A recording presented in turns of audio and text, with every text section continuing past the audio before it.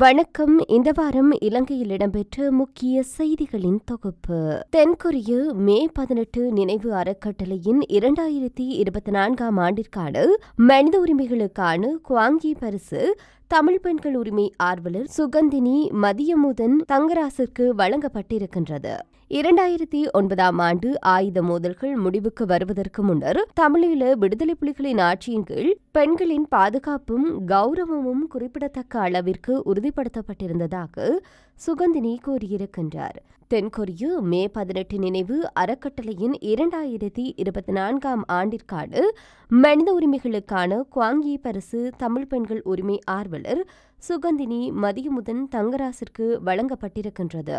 ஸ்ரீலங்கா அரசு அதன் பாதுகாப்பு படையினரால் ஏற்படுத்தப்படும் அடக்குமுறை மற்றும் துன்பங்களுக்கு எதிராக தமிழர் தாயகத்தில் போரினால் பாதிக்கப்பட்ட பெண்களின் உரிமைகள் மற்றும் வலுவூட்டல்களுக்காக போராடியிருக்கின்றார்.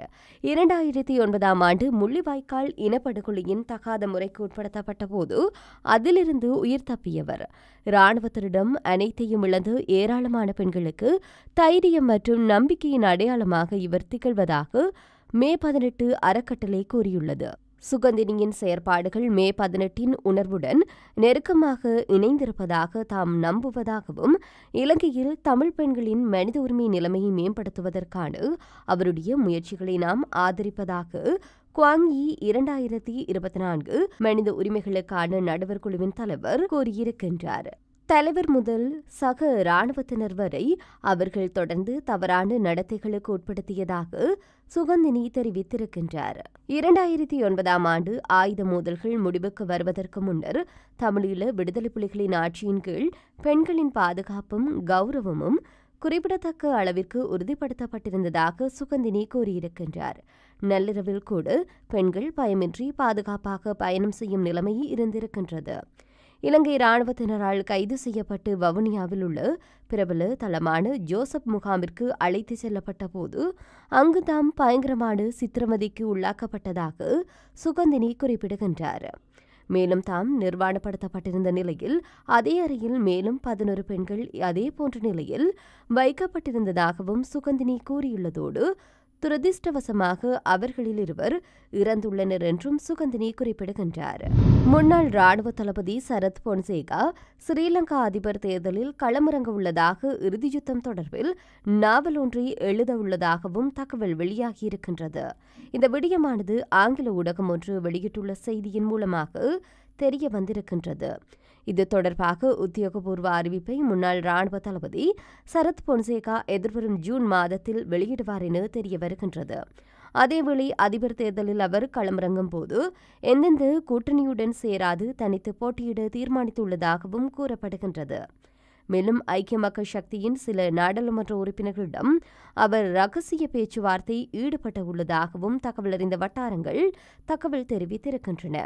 அத்துடன் தன்னுடைய தேர்தல் பிரச்சாரங்களின் முன்னதாக அவர் நாட்டில் இடம்பெற்ற யுத்தம் தொடர்பில் நாவல் ஒன்றையும் எழுதி வெளியிடவுள்ளார். குறித்த நாவலானது சரத் பொன்சேகா ராணுவ தளபதியாக யுத்தத்தின் போது சந்தித்த சிக்கல்கள் மற்றும் அவரின் வகிபாகம் சார்ந்ததாக அமையவுள்ளது. யாழ்ப்பாணத்தில் இளைஞர் ஒருவர் மீது சிவில் உடையில் வந்து காவல்துறை உத்தியோகத்தர் ஒருவரினால் வாழ்வெட்டு தாக்குதல் நடத்தப்பட்டிருக்கின்றது. இந்த தாக்குதல் சம்பவம் யாழ் தொல்புரம் மத்தியில் 21ஆம் தேதி இடம்பெற்றுள்ளது. இதன்படி வாழ்வெட்டு தாக்குதலை மேற்கொண்டவர் காங்கேசன்துறை காவல் நிலையத்தில் கடமையாற்றும் காவல்துறை உத்தியோகத்தர் என தெரிய வந்திருக்கின்றது. மேலும் சம்பவத்தில் படுகாயமடைந்த இளைஞர் சிகிச்சைகளுக்காக யாழ் போதனா வைத்தியசாலையில் அனுமதிக்கப்பட்டுள்ளார். இந்த நிலையில் சம்பவம் தொடர்பில் வட்டுக்கோட்டை காவல்துறையினர் மேலதிக விசாரணைகளை மேற்கொண்டு வருகின்றனர். படை வீரர்களை பாதுகாத்தல், தேசிய சொத்துக்களை பாதுகாத்தல் போன்ற பணிகளை முன்னெடுக்க தவறினால் ஸ்ரீலங்கா பொதுஜன முன்னணியினுடைய எதிர்காலம் கேள்விக்குறியாக மாறும் என எச்சரிக்கை விடுக்கப்பட்டுள்ளது. தேசிய ஒருங்கமைப்பு ஒன்றியம் என்ற தேசியவாத அமைப்பு கடிதம் ஒன்றின் மூலம் இந்த எச்சரிக்கையை விடுத்துள்ளது. குறித்த கடிதத்தில் தேசத்தை பாதுகாப்பதற்கு அர்ப்பணிப்புகளை செய்து படை வீரர்கள் தொடர்ந்தும் பாதுகாக்கப்பட வேண்டும். படை வீரர்களுக்கு எதிராக நடவடிக்கைகள் தொடர்பில் மஹிந்த, கோட்டபய ஆகியோர் மௌனம் காத்து வருவது அதிர்ச்சியையும் ஏமாற்றத்தையும் அளிக்கின்றது. போரின் பின்னர் படை வீரர்களை பாதுகாப்பதற்கான திட்டங்கள் வகுக்கப்படவில்லை. அரசியல் இருப்பிற்காக தேசியவாத சக்திகள் வழங்கிய ஆணையை உதாசீனம் செய்யக்கூடாது. முன்னாள் அதிபர்களான மஹிந்த, கோட்டபய மற்றும் மொட்டுக்கட்சி ஆகிய தரப்புகள் படை வீரர்களை காட்டிக் கொடுக்கக்கூடாது. முள்ளிவாய்க்காலில் தமிழீழ விடுதலை புலிகளுடைய உயிர்நீத்தவர்களுக்கு நினைவேந்தல் நடத்தப்பட்டமை அதிர்ச்சி அளிக்கின்றது. இந்த நிகழ்வில் சர்வதேச அரசு சார்பற்ற நிறுவனங்களின் பிரதானிகள் பங்கேற்றதாகவும் இந்த விடயத்திற்கு கோட்டபய, மஹிந்த உள்ளிட்ட தரப்புகள் ஏன் எதிர்ப்பை வெளியிடவில்லை என்பதும் அதிர்ச்சி அளிக்கின்றது. படைவீரர்களை பாதுகாத்தல், தேசிய சொத்துக்களை பாதுகாத்தல் போன்ற பணிகளை முன்னெடுக்க தவறினால் ஸ்ரீலங்கா பொதுஜன முன்னணியின் எதிர்காலம் கேள்விக்குறியாக மாறும் என குறிப்பிடப்பட்டுள்ளது. அதிபர் தேர்தலுக்கு முன் நாடாளுமன்ற தேர்தல்தான் முதலில் நடத்தப்பட வேண்டும் என நாடாளுமன்ற உறுப்பினர் டிலான் பெரேரா தெரிவித்துள்ளார். இதற்கு மொட்டு கட்சியின் ஸ்தாபகர் பசில் ராஜபக்ஷ ரணிலுக்கு கடும் அழுத்தம் கொடுத்து வருகின்றார் என்றும் அவர் கூறியுள்ளார். இது தொடர்பில் ஊடகங்களிடம் அவர் மேலும் தெரிவித்ததாவது, அரசியலமைப்பின்படி இந்த வருடம் கட்டாயம் அதிபர் தேர்தல் நடத்தப்பட வேண்டும். அதிபர் விரும்பினால் அதற்கு முன் நாடாளுமன்ற தேர்தலை நடத்தும் அதிகாரம் அவருக்குண்டு.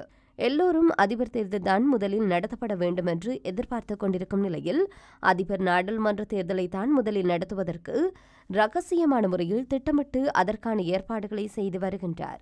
ரணிலுக்கு ஆதரவு வழங்கி வரும் மொட்டு கட்சியின் ஸ்தாபகர் பசில் ராஜபக்ஷவும் நாடாளுமன்ற தேர்தலை முதலில் நடத்தப்பட வேண்டும் என்று அதிபருக்கு அழுத்தம் கொடுத்து வருகின்றார். நாடாளுமன்ற தேர்தலை முதலில் நடத்தினால் அரசுக்கு ஏற்பட போகும் நன்மை பற்றி ரணிலுக்கு பசில் விளக்கி கூறியுள்ளார்.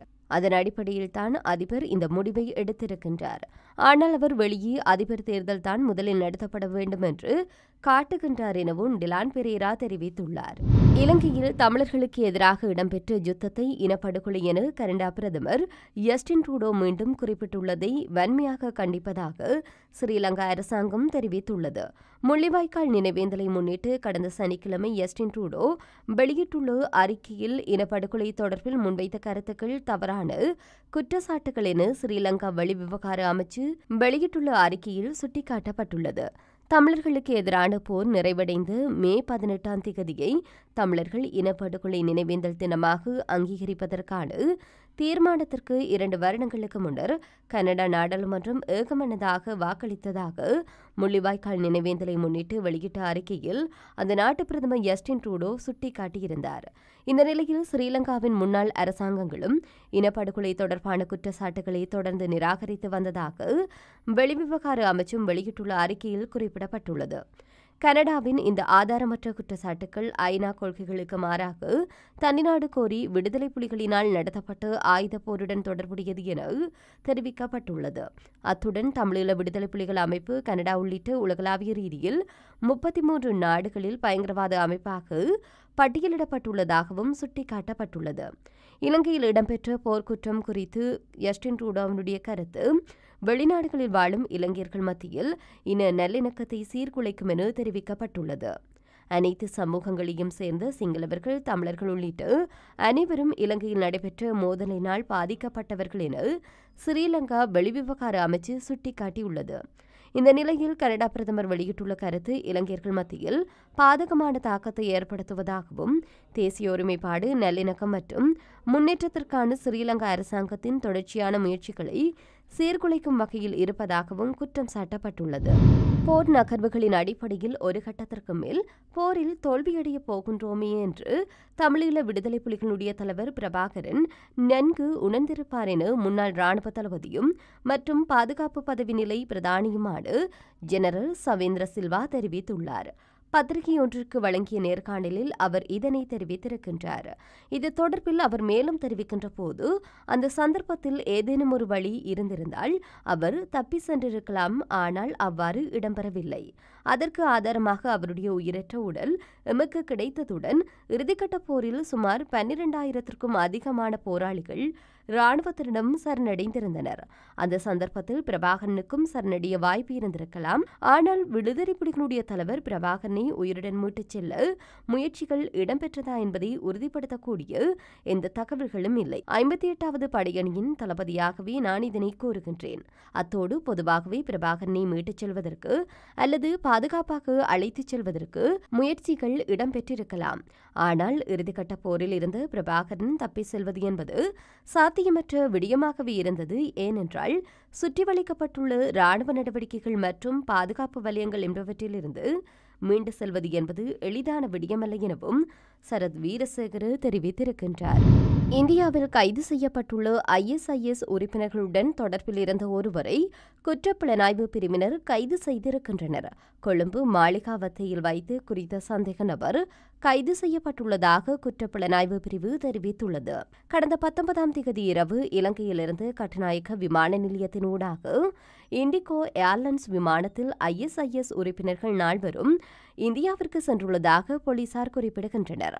இந்திய பாரதிய ஜனதா கட்சியின் தலைவர்கள் ஜூதர்கள் மற்றும் கிறிஸ்தவர்களே இந்த பயங்கரவாதிகளுடைய இலக்கு என இந்திய ஊடகங்கள் செய்தி வெளியிட்டுள்ளன.